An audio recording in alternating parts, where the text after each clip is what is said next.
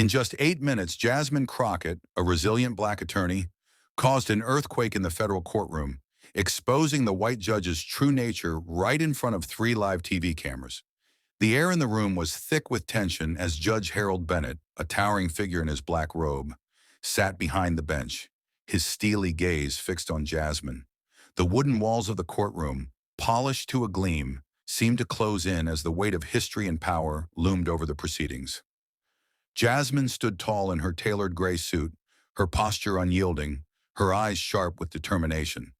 She knew the stakes were high, not just for her client, but for the integrity of the justice system itself.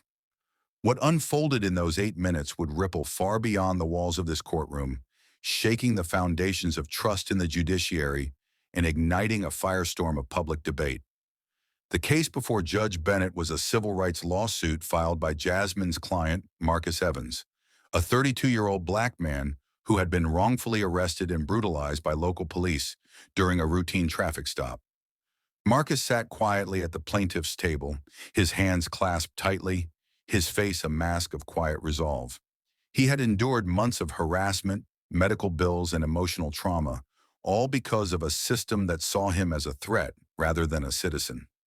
Jasmine had taken his case pro bono, driven by a deep sense of justice and a personal connection to the struggles Marcus faced. She, too, had grown up in a neighborhood where police overreach was a daily reality, and she had fought her way through law school to become a voice for those who had none. Judge Bennett, on the other hand, had a reputation that preceded him. At 67 years old, with a career spanning over 3 decades on the federal bench, he was known for his strict adherence to procedure and his no-nonsense demeanor. But whispers had long circulated among attorneys of color that Bennett harbored biases he was careful to conceal. His rulings often seemed to disproportionately favor law enforcement in cases involving black and brown defendants, and his courtroom was a place where attorneys like Jasmine had to tread carefully. Yet on the surface, Bennett projected an image of impartiality, often citing his commitment to fairness in public speeches. Today, however, Jasmine was determined to peel back that facade. The courtroom was packed. Reporters from 3 major news networks sat in the back, their cameras rolling, capturing every moment for a national audience. The presence of live television added an extra layer of pressure, but Jasmine welcomed it.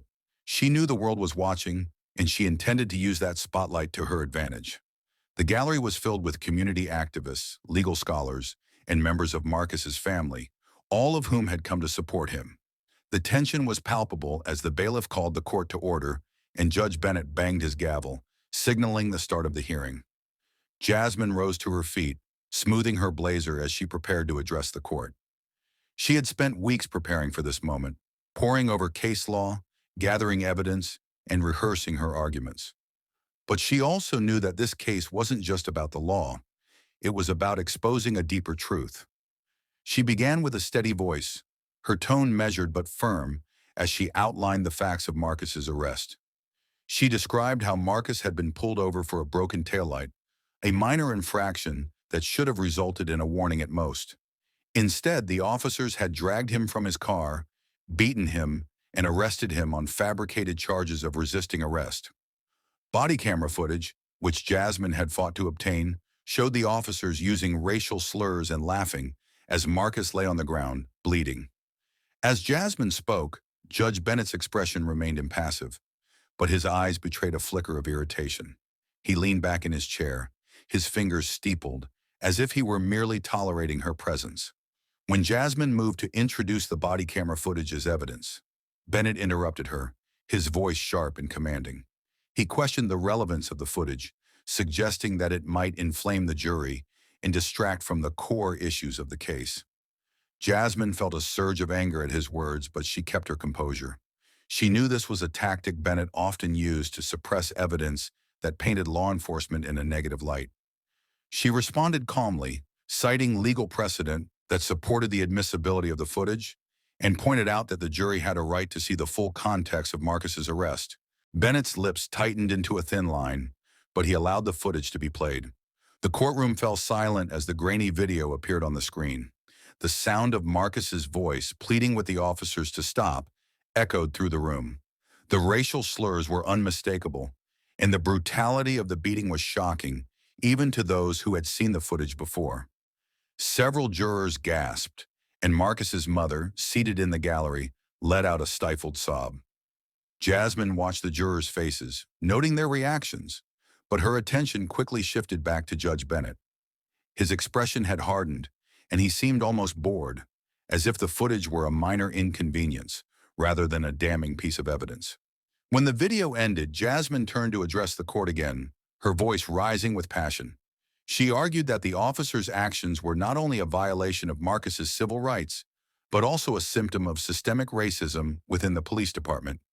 She pointed to a pattern of similar incidents in the jurisdiction, citing statistics that showed Black individuals were 3 times more likely to be arrested and subjected to excessive force than their white counterparts. She then pivoted to the broader implications of the case, emphasizing the need for accountability and reform. Her words were powerful, and the jurors were visibly moved, some nodding in agreement as she spoke. But Judge Bennett was not impressed. He interrupted her again, this time with a tone that dripped with condescension. He accused Jasmine of grandstanding and suggested that her arguments were more suited for a political rally than a courtroom. He went on to say that the court was not the place for social justice crusades, and that Jasmine should focus on the law, not emotional appeals. The rebuke was a clear attempt to undermine her credibility, and it stung. Jasmine felt the weight of his words, but she refused to let them derail her. She knew that Bennett's interruption was not just about procedure, it was personal. He was trying to put her in her place, to remind her that she was an outsider in his courtroom. The tension in the room escalated as Jasmine pushed back. She respectfully but firmly reminded the judge that her arguments were grounded in legal precedent and that the systemic issues she raised were directly relevant to the case. She cited a landmark Supreme Court decision that recognized the role of systemic bias in civil rights cases, and she challenged Bennett to explain why he seemed so eager to dismiss her claims. Her words were a direct confrontation, and the courtroom fell silent as everyone waited for Bennett's response. The judge's face reddened, and for a moment it seemed as though he might lose his temper. But he quickly regained his composure, leaning forward to point a finger at Jasmine, his voice low and menacing. He warned her to watch her tone and accused her of disrespecting the court. He claimed that he had always been fair in his rulings and that he would not tolerate baseless accusations of bias. But Jasmine saw through his performance. She had done her research on Bennett, digging into his past rulings and speaking with other attorneys who had appeared before him. She knew that his record told a different story, one of consistent leniency toward law enforcement and a pattern of dismissing claims of racial discrimination. And she had a trump card up her sleeve, one that she had been waiting for the right moment to play. Jasmine took a deep breath and addressed the court again, this time with a new piece of evidence.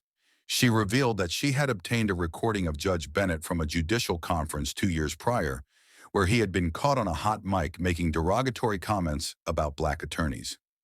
In the recording, Bennett could be heard complaining about uppity Black lawyers who think they can come into my courtroom and lecture me about justice. He had gone on to say that he made it a point to put them in their place by ruling against their clients whenever possible. The recording had been leaked to Jasmine by a whistleblower within the judicial system, and she had verified its authenticity through multiple sources.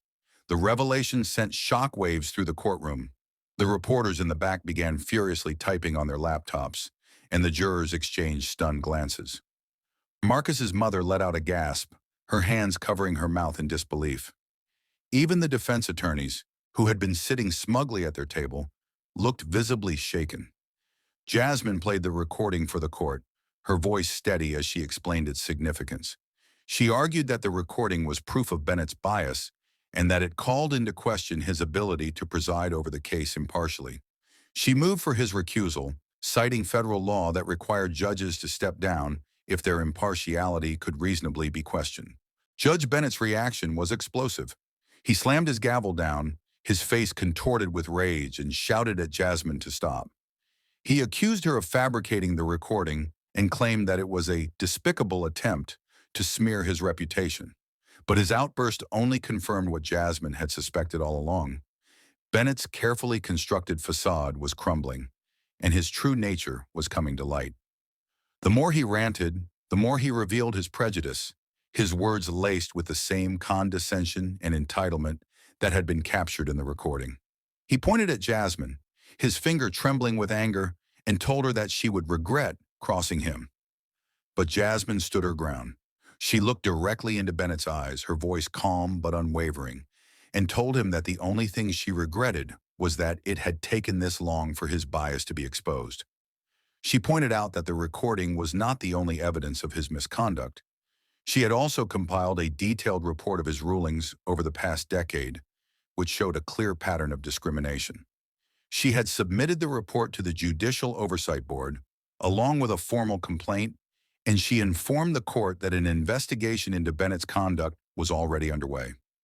The courtroom erupted into chaos. The reporters rushed to file their stories, their cameras capturing every moment of the unfolding drama. The jurors were visibly shaken, some whispering to each other as they processed what they had just heard. Marcus's family members embraced each other, tears streaming down their faces as they realized that their fight for justice might finally be heard. The defense attorneys scrambled to regroup, their strategy thrown into disarray by Jasmine's revelations. And Judge Bennett, for the first time in his career, looked utterly defeated. He slumped back in his chair, his face pale, as the reality of his exposure sank in. In the end, Bennett had no choice but to recuse himself from the case. He left the bench without another word, his black robe trailing behind him as he disappeared into his chambers. The hearing was adjourned, and a new judge was assigned to oversee the case. But the impact of those 8 minutes reverberated far beyond the courtroom. The story dominated the news cycle for weeks, with pundits and legal experts debating the implications of Bennett's exposure.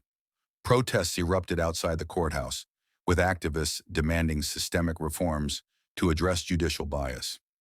Jasmine became a national figure overnight, hailed as a hero by some and vilified by others, who saw her as a threat to the status quo.